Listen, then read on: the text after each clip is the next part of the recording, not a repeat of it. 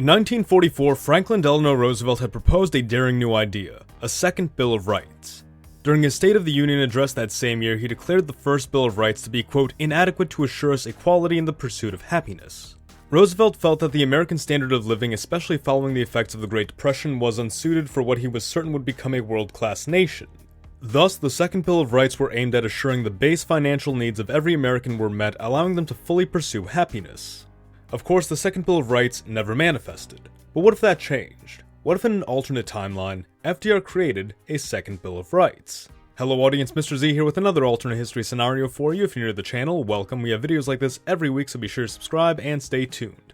Before we go any further, I'd like to take a moment to thank everyone who's donated to us on Patreon, Utreon, and right here on YouTube through channel memberships. Your donations really go a long way to keeping this channel going, and by donating to us across any of these platforms, you'll get access to some great perks including physical merch, a custom designed flag wallpaper, and access to an exclusive members-only Discord server where you can enter your scenarios for a chance to have them made into full videos. You can follow the pop-up on screen here, or go to the comment section or description to visit any of these pages and support our channel, and of course you can do so by clicking the join button right below this video. If you can't donate anything, consider subscribing and sharing this video to help the channel out. Now, back to the video. The second Bill of Rights, sometimes referred to as the Bill of Economic Rights, entailed 8 key points: a right to work, a right to a general living wage, protections for farmers, freedom from monopolies and unfair competition at home and abroad, a right to decent housing, a right to quality medical care, a right to social security, and a right to education. FDR believed that true individual freedom could not be achieved without economic security and independence, and he felt that his New Deal had demonstrated the success of such concepts, hoping that in the post-war period they would be made the perpetual law of the land. Let's suppose that following the end of the war, FDR's successor Harry Truman saw to the amending of the Constitution by passing through these 8 hypothetical amendments as the second Bill of Rights. This would be most realistically done early on, piggybacking off the post-war high. Truman would also lose significant popularity as the years wore on, and the Republicans would briefly retake control of both houses from 1947 to 1949, making 46 the ideal year to attempt a passing of the bill. Truman would also need the support of 36 of the then 48 states to amend the Constitution, and while realistically this might be a stretch, that had been the number of states carried by FDR in the prior election, leaving the potential for this to succeed, especially if Truman spun this as him finishing the work FDR left behind. For the sake of this scenario, we'll of course assume the new Bill of Rights passes. This would lead to the creation or expansion of new departments and agencies tailored toward meeting the needs outlined by the bill, including the Departments of Health, Education, and Welfare, which in our timeline would be established under Eisenhower, but in this timeline are 3 separate departments with widely expanded powers. The Social Security Administration being absorbed into the Department of Welfare as well. The Department of Housing and Urban Development would also be established far earlier on, having manifested in our timeline during the Johnson administration, and the pre-existing Department of Labor, Federal Trade Commission, and Farmers' Home Administration would also see expansion. The New Deal strategy of initiating various public works projects to create new jobs would likely continue as a means of reaching full employment, likely relating to the creation of low-cost housing projects in rural and urban areas, as well as the construction of new schools and medical facilities.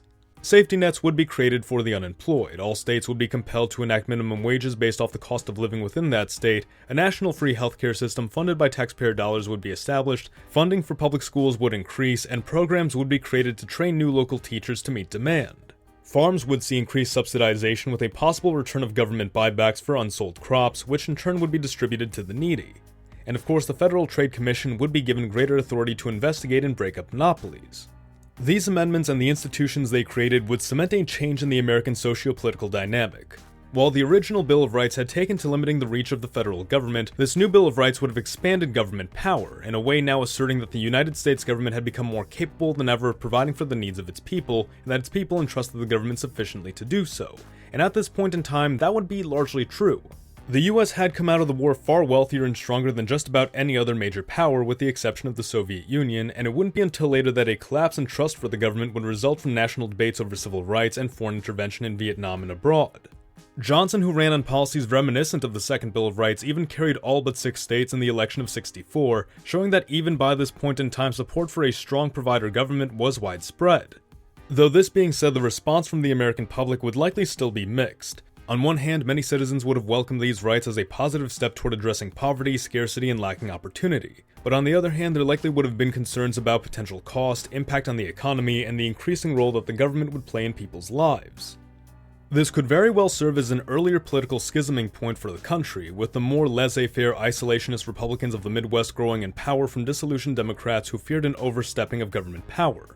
This being said, New Dealers within the Democratic Party would still hold supremacy, but that would quickly erode by the end of Truman's administration.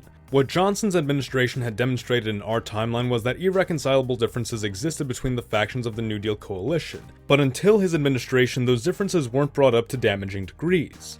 The conservative Democrats would not support civil rights, but liberal Democrats did strongly. Liberal Democrats would not support foreign wars, but conservative Democrats did strongly. And pro-labor Democrats were a mixed bag on civil rights, opposed immigration which risked job security, and were more isolationist and protectionist than their counterparts. Johnson's policies broke all three of these factions at once, and while Truman would not do the same in this timeline, the significant loss of anti-big government voters would leave the Democrat Party highly concerned with the prospect of schisming away any of their factions. Why this matters is because it would be under Truman that civil rights and foreign intervention policies would really kick off. The 1952 election would not pit Democrat Adlai Stevenson against Republican Dwight Eisenhower as it had in our timeline. Because of the realignment caused by the Second Bill of Rights, conservative Republican Robert Alphonso Taft wins the Republican nomination over New Deal Republican Dwight Eisenhower. With Truman having hurt the Democratic Party's standing and Stevenson offering nothing new of promise, Taft wins in the same landslide which Eisenhower had. Taft would pull back hard on American interventionism with the key exception of Israel, which for some reason he was particularly fond of supporting.